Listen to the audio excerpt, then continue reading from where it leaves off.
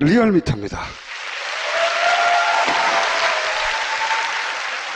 지금 사실상 이번 주 하고 지난주부터까지 인사정국이잖아요. 네. 이게 말이 많습니다. 그러니까 정부를 지지하는 사람들 일부 중에서도 뭐 의구심을 품는 사람들도 많고 뭐 야당은 할 것도 없이. 근데 여론조사를 쭉 제가 다 모아봤어요. 네.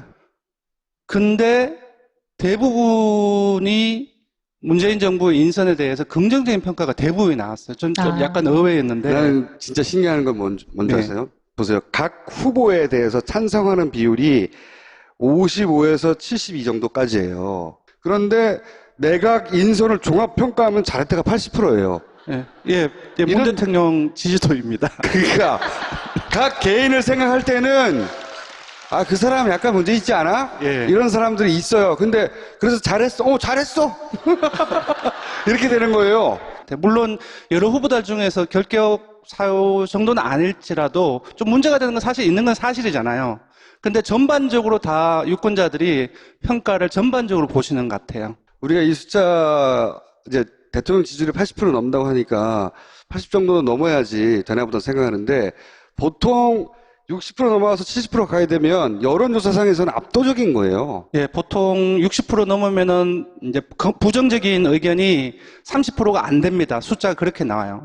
대통령 뭐 90% 가까이 나오고 이런 거 있잖아요. 89.4% 나왔었죠. 그거는 좀 이제 이른바 샤이 보수층이랄까? 그런 네. 약간 섞여 있다고 봐야 될 것 같아요. 90% 그렇죠. 정도 나와요. 예를 들어서 독도가 우리나라 땅입니까? 하면 아니라고 답하는 사람이 5% 정도 나와요. 예, 거기다가 무응답도 있습니다. 그래서 90%만 우리나라 땅이라고 그러거든요. 네. 명백한 것도 네. 대통령 90%라는 건 거의 100%라고 가까운 거란 말이죠. 여론조사로는. 특히나 강경화 외교부 장관 같은 경우는 다른 분들에 비해서 약간 논란이 좀 더 많이 됐는데 리얼미터 조사에 의하면 여기서도 60%가 찬성으로 나왔거든요. 이게 근데 네. 처음에는 낮았다가 올라갔어요. 이렇게 쭉쭉쭉. 맞습니다. 실제로 청문 과정에서 눈으로 확인한 다음부터는 전국 구도 자체가 조금씩 바뀌었어요. 그렇죠. 언론이 먼저 치고 야당이 먼저 삼고 그러면서 문제가 있구나 하고 확 떨어졌다가 네. 청문회를 요즘은 보고. 정치를 직접 소비하거든요. 네. 뭐 청문회를 직접 동영상을 보거나 네. 직접 대형 커뮤니티에 가서 발언들을 뒤져보거나 하단 말이죠. 맞습니다. 그러면서 뭐 이 정도는 될 것 같은데? 네. 라고 스스로 판단하고 지지율이 다시 올라가는 거예요. 그러니까 미디어 환경이 좀 많이 변했다는 것을 요번에 많이 느낍니다. 뭐냐 하면은 예전에는 사설이나 칼럼 쓰면은 아주 한 10년 전만 하더라도 그 의견을 동조하는 분위기가 많이 커졌는데 그렇죠. 지금은 그게 아닌 것 같아요. 그러니까 조선일보 사설 쓰면 그 다음도 싹 돌거든요. 더더군다나 그 지난주, 이번 주에 인사청문회 실제로 진행되는 과정 속에서 실제로 팩트 자체를 유권자들이 직접 확인한다는 거죠. 저희가 최근에 지난주 금요일날 조사를 했는데 야당이 반대해서 청문 보고서를 채택 안 했어요. 김상조 그 공정위를 이제 임명을 강행이라고 해야 될지 모르겠지만 임명을 했는데 네. 근데 그런 김상조뿐만 아니라 이제 강경화 후보라든지 다 포함해서 물었던 거거든요. 근데 여기서도 국정 정상을 위해서 임명 강행을 해야 한다라는 의견이 56% 과반이 넘었습니다. 보통 후보자들 임명을 강행하지 못하는 이유가 대부분 강행해요. 지금까지 내가 알기로는 보고서 채택되지 않았는데 강행하지 않은 사람은 이명박 박근혜 전체 통틀어서 30명 채택되지 않은 사람 중에 대략 3명인가 밖에 없어요. 나머지 27명 정도는 그냥 다 해요, 그냥. 항상. 그런데 이제 그럴 때마다 강행에 대해서는 부정적인 여론이 높아요. 왜? 강행이라는 단어 자체가 이미 그렇죠. 억지로 한다는 느낌이잖아요. 맞습니다. 그래서 여론조사에 이것도 프레임인데 사실은 적법한 대통령의 권한을 행사하는 것임에도 불구하고 우리는 이제 강행이라고 부르거든요. 그거를 의회에서 견제할 수단이 있을 뿐 의회가 이걸 막을 수는 없어요. 장관 같은 경우에는. 그러니까 강행은 아니에요. 이견이 있는 거죠. 맞습니다. 국회가 이견이 있지만 대통령은 자기 권한 행사하는 거란 말이죠. 네. 근데 강행이라 부르면 안 되나 어쨌든 강행이라 불러왔어요. 그렇기 때문에 강행해도 되냐고 물으면 부정적인 인식이 더 강해서 그러니까 저도 이 고민을 했어요. 네. 강행이라는 단어를 뺄까? 10년 이상 유지되었던 프레임이었기 때문에 그냥 해도 돼. 해도 네, 되는데. 넣었음에도 불구하고 56%가 나왔다는 것은 강행을 사실상 넣었는데도. 그렇죠. 예, 지금 예를 들어서 대통령 임명해도 됩니까? 이렇게 물어보면 이거보다 더 높게 나와요. 네. 그러니까 강행을 넣었어도 이렇게 나왔다는 거죠. 보통은 강행이라는 단어를 넣으면 사람들이 내가 나쁜 사람이라는 걸 인정하기 싫기 때문에 부정적 단어가 나오면 그건 안 되지 라고 하는 부정적 여론이 더 높게 나와야 맞습니다. 정상적이에요. 네. 그러니까 대단히 높다는 거예요. 그냥 네. 임명해도 된다는 여론이 실제로는. 그래서 이런 마지막 그 문항에 대한 응답이라든지 전반적으로 이 응답들을 봤을 때 아마도 국정 동력이 민심의 동력이 상당히 강하다는 것을 인식을 하고 있을 것 같고요. 그냥 임명해도 되는 거예요. 그러니까 사실 물론 대통령의 지금 권한이긴 분위기는. 한데 국회가 있는 이유가 그다음에 국회에서 인사청문회를 하고 인사청문 보고서를 쓰는 이유 자체가 사실 국회의 의견을 존중해야 한다는 하나의 제도적인 합의거든요. 그렇기 때문에 그거를 아예 무시하는 거는 조금 문제가 아니죠. 있을 수 있다라고 볼 수 아예 있어요. 무시할 수는 없죠. 그래서 그게 이런 거거든요. 대통령한테 주어진 인사권이에요. 이게 인사권인데 아주 중요한 공직자이기 때문에 이 사람을 검증해 달라고 국회에 이제 의뢰를 하는 거예요. 이 의뢰를 해서 국회가 이 사람 문제가 있다고 얘기를 하면 그걸 받아들일 수도 있고 받아들이지 않을 수도 있어요. 그건 철저히 그 결과는 대통령이 책임져야 되는 거예요. 네, 책임을 져야죠. 예, 책임을 져야 되는 거지 그걸 강행이라고 부르면 안 되는 거예요. 그런 절차적인 정당성을 지켜나간다고 한다면, 그리고 금방 말씀하셨다시피 임명에 대한 그 대통령의 책임이 진다고 한다면은 그렇죠. 왜냐하면 그리고 나서 정치적 책임을 져야 되는 거지. 네. 보통은 어떤 사람이 아주 이미지가 나빠서 여론이 나빠지면 자기 지지율이 떨어지기 때문에 대통령이 임명을 안 하죠. 그래프를 보시면 박근혜 정부 때의 대통령 지지율하고 이명박 정부 때의 대통령 지지율하고 박근혜 때는 50%대를 넘어선 적이 없어요. 처음부터 끝까지. 예. 둘 다 50% 초반이었고요. 예. 지금 같은 기간에, 그리고 지금 같은 경우는 뭐 조사 기간에 따라 조금씩 다르긴 합니다만 거의 한 80% 전후라고 보시면 될 것 같습니다. 이전 정부하고 지금의 그 지지의 근저가 분명히 다르다고 생각이 들어요. 예를 들자고 한다면 박근혜 정부 같은 경우는 외교 이슈라든지 대북 관계라든지 주로 외생적인 그 요인이라든지, 그러니까 민심으로부터 지지로 의한 것이 아니라 외재적인 요인으로부터 만들어진 지지율의 성격이 강한데 지금 해외 나가면 지지율 올라가고 그랬죠. 맞습니다. 네. 그 대북 관계 같은 부분들도 사실상 북한의 액션이 있었지만 거기에 대해서 조금 더 많이 더 그걸 키우는 과정을 거쳐서 지지율을 관리했던 측면이 분명히 있거든요. 근데 지금 문재인 정부의 초반기 같은 경우는 이제 소통 행보가 저는 큰 역할을 했다고 생각이 드는데, 그리고 개혁 행보, 이 두 가지 다 민심의 국민들의 마음에 기반하에서 나온 것이기 때문에 지지율의 성격이 분명히 다르다고 생각이 들고, 이 한 20% 정도의 차이점은 바로 거기서 나오지 않나 생각이 듭니다. 그리고 이제 가장 성공한 대통령이라고 이제 현대사에서 미국 현대사에서 인정받는 대통령이 오바마예요. 퇴임할 때 50% 중반대가 넘었어요, 지지율이. 네. 엄청나게 높은 거예요, 그게. 퇴임할 때 그 정도면. 네. 우리 과거를 생각하면 5% 10%대에 끝났었거든요, 대통령들이. 근데 56% 과반 이상을 여전히 유지한 채 임기를 마쳤단 말이죠. 저는 문재인 대통령이 그 정도 수준 최소한 유지하면 마칠 거라고 생각하고 있어요. 그게 문재인 대통령의 지지 여부하고 상관없이 문재인 대통령을 지지하고 있는 층을 잘 분석해 보면 네. 그러니까 굉장히 독특해요. 네. 다음 페이지로 넘어가야 되겠네요. 지금 이 이슈는. 예. 그 얘기를 하려고 그랬어요? 예. 다음 페이지와 관련되어 있습니다. 네. 그래요? 제가 드린 것 좀 보고 나오시죠. 문재인 대통령과 자기를 거의 동일시하거나 네.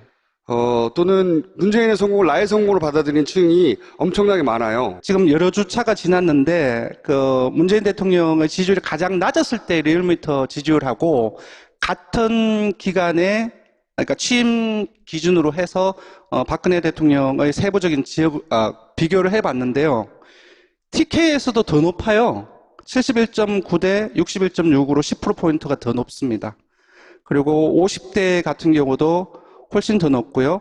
그리고 60대 이상과 보수층 같은 경우는 박근혜 대통령의 지지율이 더 높았지만, 자세히 보시면 60대 이상 같은 경우는 문재인 대통령 지지율이 62.2%가 나왔고요. 보수층에서도 54.4%가 나왔습니다. 반면 진보층에서의 박근혜 대통령의 지지율을 보면 28%가 나왔어요. 그러니까 뭐냐면 전통적으로 문 대통령의 반대층에 있었던 지역과 계층에서도 오히려 박근혜 대통령의 지지율보다 더 높거나 과반을 넘는다는 지금 상황인 겁니다. 상당히 많이 다른 거죠. 나머지 전통적인 지지층 같은 경우는 수도권이나 호남 20, 30대, 40대 뭐 이런 부분들은 말할 것도 없고 앞으로의 민심의 동력이 상당 기간 지속될 가능성이 높고 아까 조금 섣부르게 예산을 하긴 했지만 섣부르게 해달라고. 예, 임기 말까지. 예, 임기 말까지의 지지율이 박근혜 정부 때처럼 급격하게 하락하던가 저는 박근혜 정부의 그렇게 될 최고치를 가능성은 낮아 보입니다. 박근혜 정부의 최고치가 문재인 정부의 최하치라고 봐요. 예, 다음 4페이지로 넘어가시죠. 네, 바로 이 얘기 할게요. 아, 임기 끝날 때까지 지지하겠다. 예, 그래서 그럼 이럴 줄 알았어 내가 씨발. 예. 월요일 날에 예.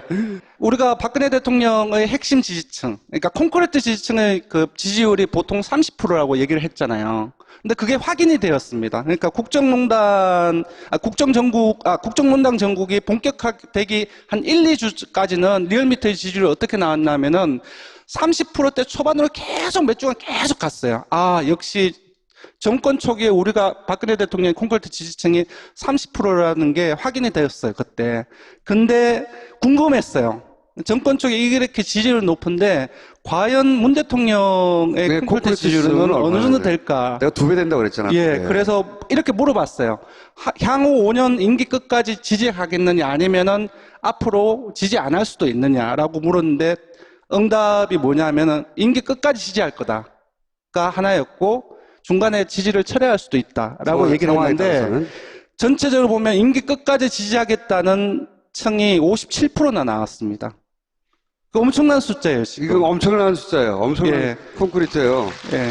그러니까 오차 범위를 이게 500명 조사이니까 오차 범위를 감안하면 50%대 초반 또 더 크게 보면 60% 초반까지 볼 수 있는 지지도인데 보수적으로 잡아서 제가 봤을 때는 50% 정도까지는 정말로 어떤 문제가 아주 큰 문제가, 그러니까 박근혜 정부처럼 민심 위반의 정국이 오지 않는 한 그 50% 정도까지는 떨어지지 힘들지 않겠느냐 생각이 듭니다.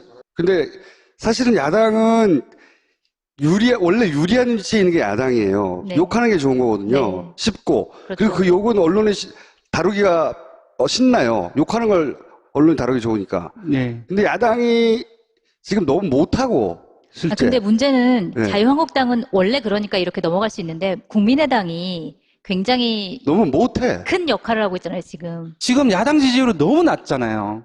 그러니까 10% 초반 또는 전부 다 한 자릿수니까 그 희망이 야당이 무섭게 없어요. 결집하고 있죠. 그래서 아니 근데 국민의당이 후보자들 계속 무섭게 결집하고 사사건건 있어요. 반대를 하니까 사실 국민의당이 캐스팅 보트를 쥐고 있기 때문에 예. 국민의당이 반대를 해버리면 네. 사실은 굉장히 어려운 국면으로 가는데 지금 국민의당의 스탠스가 약간 반대 국면으로 가고 있거든요. 바로 그겁니다. 제가 네. 뭘 보기 위해서 조사를 했냐 하면은, 이 양반들이 전부 다 지금 문재인 정부하고 대립각을 세워서 자신의 지지층을 끌어모으려고 하고 있는, 당이 몇 개 되잖아요. 네. 몇 개 되잖아요. 예, 몇 개 되는데, 과연 저분들이 대립각을 세워서 과연 지지율을 끌어올릴 수 있을까? 저는 그렇게 안 봤거든요. 네. 그래서 이렇게 물었어요. 첫 번째 지지 정당을 묻고 두 번째로 선호하는 정당이 어디냐라고 꼭 답변하게 했어요.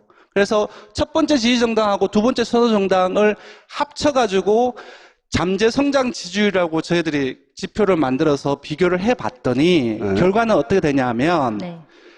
정의당이 잠재 성장 지지율이 2위가 나왔습니다. 당연히 민주당이 1위고 1위는 민주당이고 2위는 정의당이고. 그리고 바른정당이 2위가 나왔어요. 그리고 2위가 2개요. 2위가 두 개요?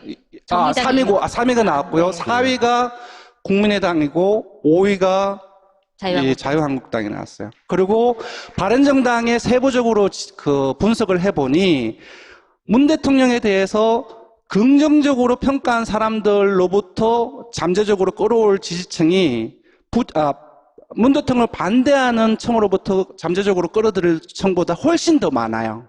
그럼 이 정당들이 결과적으로는 전략적으로 문재인 대통령 지지로 돌아설 것이다. 맞습니다. 요 여론조사의 핵심은 사실은 반대로 존재감을 세워서 얻을 게 없다는 거예요. 맞습니다. 예, 바른정당과 국민의당이 잠재적으로 끌어들일 수 있는, 그러니까 지금은 지지를 하지 않지만 우리 두 번째로, 그러니까 선호하는 정당을 기준으로 해서 끌어들일 청을 분석을 해봤을 때 조금 협조를 하고서 그런 스탠스를 취하면서 끌어들일 수 있는 사람들이 더 많다는 거예요. 이제 그만하죠, 이제 여기서. 네.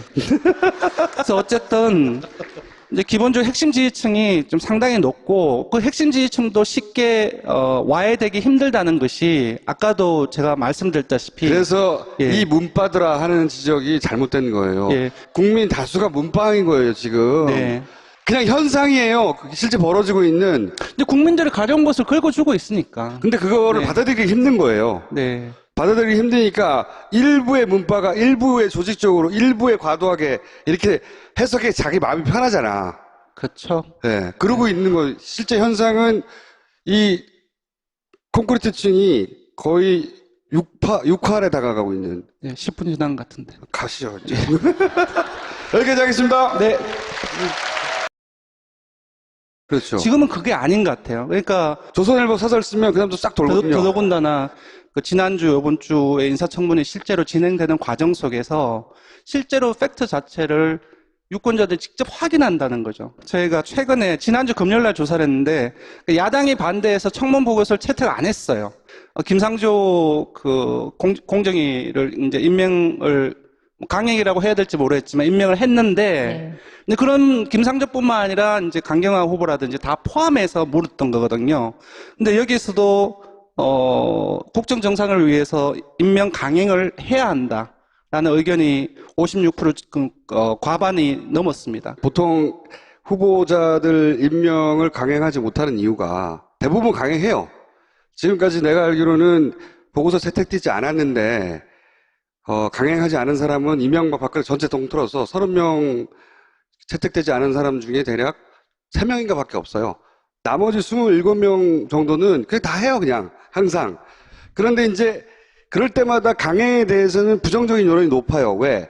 강행이라는 단어 자체가 이미 그렇죠. 억지로 한다는 느낌이잖아요. 맞습니다. 그래서 여론조사에 이것도 프레임인데 사실은 적법한 대통령의 권한을 행사하는 것임에도 불구하고 우리는 이제 강행이라고 부르거든요. 그거를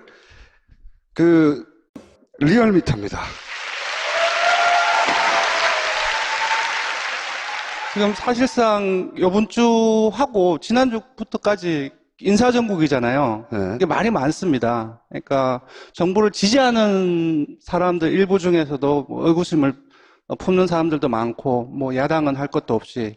근데 여론조사를 쭉 제가 다 모아봤어요. 네.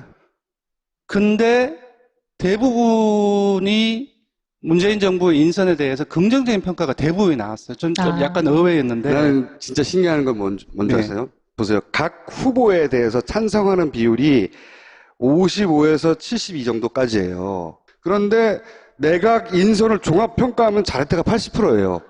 예, 문 이런- 대통령 지지도입니다. 그러니까 각 개인을 생각할 때는 그 사람 약간 문제 있지 않아? 예. 이런 사람들이 있어요. 근데 그래서 잘했어. 잘했어. 이렇게 되는 거예요. 물론 여러 후보들 중에서 결격 사유 정도는 아닐지라도 좀 문제가 되는 건 사실 있는 건 사실이잖아요. 근데 전반적으로 다 유권자들이 평가를 전반적으로 보시는 것 같아요. 우리가 이 숫자 이제 대통령 지지율이 80% 넘는다고 하니까 80 정도는 넘어야지 되나보다 생각하는데 보통 60% 넘어가서 70% 가야 되면 여론조사상에서는 압도적인 거예요. 의회에서 견제할 수단이 있을 뿐 의회가 이걸 막을 수는 없어요. 장관 같은 경우에는. 그러니까 강행은 아니에요. 이견이 있는 거죠. 맞습니다. 국회가 이견이 있지만 대통령은 자기 권한 행사하는 거란 말이죠. 네. 근데 강행이라 부르면 안 되나 어쨌든 강행이라 불러왔어요. 그렇기 때문에 강행해도 되냐고 물으면 부정적인 인식이 더 강해서 그러니까 저도 이 고민을 했어요. 네. 강행이라는 단어를 뺄까? 10년 이상 유지되었던 프레임이었기 때문에 그냥 해도 돼. 해도 네, 되는데. 넣었음에도 불구하고 56%가 나왔다는 것은 강행을 사실상 넣었는데도 그렇죠. 예, 지금 예를 들어서 대통령 임명해도 됩니까? 이렇게 물어보면 이거보다 더 높게 나와요. 네. 그러니까 강행을 넣었어도 이렇게 나왔다는 거죠. 보통은 강행이라는 단어를 넣으면 사람들이 내가 나쁜 사람이라는 걸 인정하기 싫기 때문에 부정적 단어가 나오면 그건 안 되지 라고 하는 부정적 여론이 더 높게 나와야 맞습니다. 정상적이에요. 네.